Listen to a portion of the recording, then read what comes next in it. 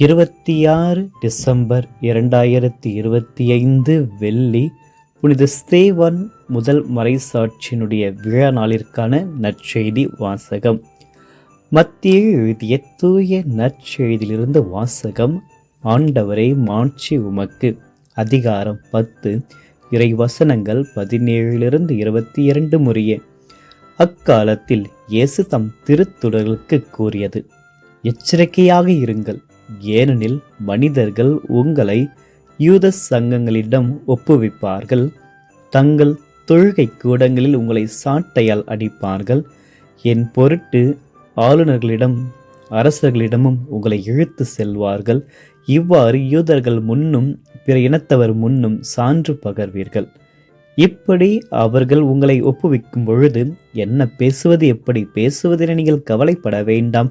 நீங்கள் என்ன பேச வேண்டும் என்பது அந்நேரத்தில் உங்களுக்கு அருளப்படும். ஏனெனில் பேசுபவர் நீங்கள் அல்ல, மாறாக உங்கள் தந்தையின் ஆவியாரே உங்கள் வழியாய் பேசுவார். சகோதர சகோதரிகள் தம் உடன் சகோதரர் சகோதரிகளையும் தந்தையர் பிள்ளைகளையும் கொல்வதற்கென ஒப்புவிப்பார்கள். பிள்ளைகள் பெற்றோருக்கு எதிராக எழுந்து அவர்களை கொல்வார்கள். என் பெயரின் பொருட்டு உங்களை எல்லோரும் வெறுப்பார்கள். இறுதி வரை மன உறுதியுடன் இருப்போரே மீட்கப்படுவர் என்றார். ஆண்டவரின் அருள்வாக்கு. கிறிஸ்துவே, உமக்கு புகழ். இயேசுவில் பிரியமான அன்பு சகோதரமே, கிறிஸ்து பிறப்பு பெருவிழாவை கொண்டாடிய மறுநாளே ஒரு தியாகத்தினுடைய விழா நாளை நாம் கொண்டாடுகின்றோம்.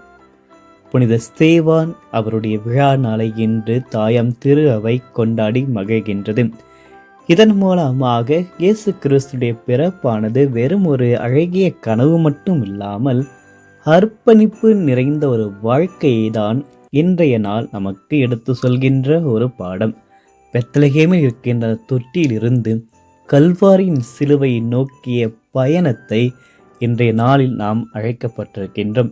இந்த நற்செய்தி வாசகத்தை பார்க்கின்ற பொழுது எப்படி பேசுவதை பற்றி பேசென்று கவலைப்படாதீர்கள், உங்களுடைய ஆவியார் உங்கள் வழியாக பேச என்று இயேசு குறிப்பிடுகின்றார். இன்று தூய ஆவியாருடைய குரலை நாம் கேட்க வேண்டும். ஸ்தேவான் தூய ஆவியாரால் நிரப்பப்பட்டிருக்கின்ற பொழுது கற்களால் எறியப்பட்டாலும் அவர் தன் எதிரிகளை சபிக்கவில்லை, மாறாக இயேசுவை போல அவர்களை மன்னித்தார். இது நமக்கு ஒரு சிறந்த ஒரு பாடம். நம்முடைய சொந்த திறமையை விட கடவுளினுடைய ஆவி நம் மூலம் செயல்படுகிறதை அனுமதித்தாலே உண்மையான சீடத்துவத்தையும் வல்லமையையும் நம்மால் பெற முடியும். ஆக இயேசுவை பின்தொடர்கின்ற ஒவ்வொரு சீடர்களும் பிரிவினைகளை எதிர்கொள்ள வேண்டும். என் பெயரின் பொருட்டு நீர் எல்லோராலும் வெறுக்கப்படுவேன் என்று கூறிய ஆண்டுடைய வார்த்தைகளை நினைவு கூறும். சில நேரங்களில் உண்மைக்காக அன்பிற்காக நாம் நிற்கின்ற பொழுது நம் சொந்த குடும்பத்திலேயோ அல்லது சமூகத்திலேயோ தனிமைப்படுத்தப்படலாம். ஆனால் இறுதி வரை நிலைத்து நிற்கின்ற ஒரு மகன்தான் மகள்தான் மீட்கப்படுவார் என்ற வாக்குறுதி இறைவன் நமக்கு அளிக்கின்ற ஒரு பரிசாக இன்றைய நாளில் எடுத்துக்கொள்ள வேண்டும். ஸ்தேவானுடைய மறைசாட்சி வாழ்க்கையானது புனித பவுலிற்கு அவருடைய மனமாற்றத்திற்கான ஒரு விதையாக அமைந்தது. ஆக இன்றைய வாழ்நாளில் ஸ்தேவானுடைய வாழ்க்கை வழியில் நாம் வாழ்கின்ற பொழுது பலவிதமான சவால்களை நாம் சந்திக்க இருக்க வேண்டும்.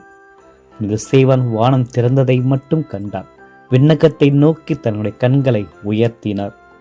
கடினமான சூழல் இருக்கின்ற பொழுதும் அவர் விண்ணகத்தை நோக்கி பார்த்தார்.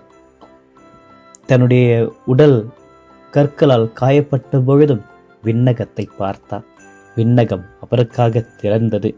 ஆக அதன் மூலமாக இந்த பூமியில் பலவிதமான கற்களால் நாம் எரியப்படுகின்றோம். பலவிதமான கற்கள் நம்மை நோக்கி பாய்கின்றது. நோய்கள், வேதனைகள், சோதனைகள், போராட்டங்கள், ஏமாற்றங்கள், வருத்தங்கள், எளிமை, ஏழ்மை, இது போன்ற பலவிதமான வாழ்க்கை கற்களால் மனிதர்களாலும் சூழ்நிலைகளாலும் நாம் தாக்கப்படுகின்றோம். ஆனால் நம்முடைய கண்களை நாம் விண்ணகத்தை நோக்கி உயர்த்துகின்ற பொழுது விண்ணகம் நமக்காக திறக்கிறது, அன்பை திறக்கிறது. இறைவன் பாசத்தை திறக்கிறார். இறைவன் அரவணைப்பை திறக்கிறார். இறைவன் பாதுகாப்பை திறக்கிறார். ஆக நம்மை துன்புறுத்துவதற்கும் நம்மை பிடிக்காதவர்களுக்கும் நாம் ஜெபிக்க வேண்டும். ஜெபிக்கின்ற மனப்பான்மையை, மன்னிக்கின்ற மனப்பான்மையை புனித ஸ்தேவான் நாம் கற்றுக்கொள்கின்ற பொழுது இந்த நாளுடைய விழா நாளுடைய சிறப்பு அம்சமாக முக்கியத்துவங்கள் நமக்கு இறைவன் அளிப்பார். ஆக இறைவன் மீது முழுமையாக நம்பிக்கை கொண்டு வாழ்கின்ற பொழுது இயேசு கிறிஸ்துடைய பிறப்பானது மற்றொரு வழிக்கு, அதாவது சிலுவை பயணத்துக்கு நம்மை கொண்டு செல்கிறது. அது ஒரு உண்மையான சீலத்துவத்திற்கான வாழ்க்கைக்கு நம்மை கொண்டு செல்கிறது. இயேசுவை பின்பற்றுகின்ற பொழுது பலவிதமான சிலுவைகளை, பலவிதமான கற்களை நாம் சந்திக்க நேரிடும். ஆனால் அந்த கற்களையோ அந்த சிலுவைகளையோ நாம் சுமக்கின்ற பொழுது, எதிர்கொள்கின்ற பொழுது தூய ஆவியால் நாம் ஆட்கொள்ளப்படுவோம். அதுதான் உண்மை. தூயானுடைய வல்லமையோடு நம் இறை நிழலில் நாம் வாழ்வதற்காக எல்லா விதமான சூழ்நிலைகளை இறைவன் இன்று நமக்கு ஏற்படுத்தி தருவின் நம்பிக்கையில் இந்த நாளை நாம் தொடங்குவோம். இறைவனுடைய பாதத்தில் நம்முடைய ஒவ்வொரு காயங்களை, கற்களை, சிலுவைகளை வைப்போம். இறைவன் அனைத்தையும் நம்மிடத்திலிருந்து இறைவன் அவற்றை அகற்றி அழகான ஒரு வாழ்க்கையை, மகிழ்ச்சியான ஒரு வாழ்க்கையை, அமைதியான ஒரு வாழ்க்கையை அளிப்பார். இறைவன் மீது நம்பிக்கை கொள்வோம். இறைவன் நம்மை பாதுகாப்பார், பராமரிப்பார், ஆசீர்வதிப்பார். நம்பிக்கையில் இந்த நாளை நாம் இறை பிள்ளைகளாக இறை பிரசன்னத்தில் வாழ்வோம். ஆமென். மன்றாடுவோமாக. என்றும் வாழும் எல்லாம் இறைவா, இந்த புதிய வீடியோகளுக்காகவும் புனித ஸ்தேவானுடைய வாழ்வின் வழியாக எங்கள் அனைவரையும் ஆசீர்வதித்ததற்காக உமக்கு நன்றி கூறுகின்றோம். கிறிஸ்து பிறப்பின் நாளை கொண்டாடுகின்ற வேளையில் வெறும் மகிழ்ச்சியோடு மட்டும் நின்று விடாமல் அந்த ஒளியை உலகிற்கு எடுத்து சொல்ல சாட்சிகளாக நாங்கள் மாற எங்களை ஆசீர்வதித்தரல வல்லமையுள்ள இறைவா, புனித ஸ்தேவான் கற்களாய் எறியப்பட்ட பொழுது உடைய ஆவி நிரப்பப்பட்டு மன்னிப்பின் சிகரமாய் திகழ்ந்தாரே.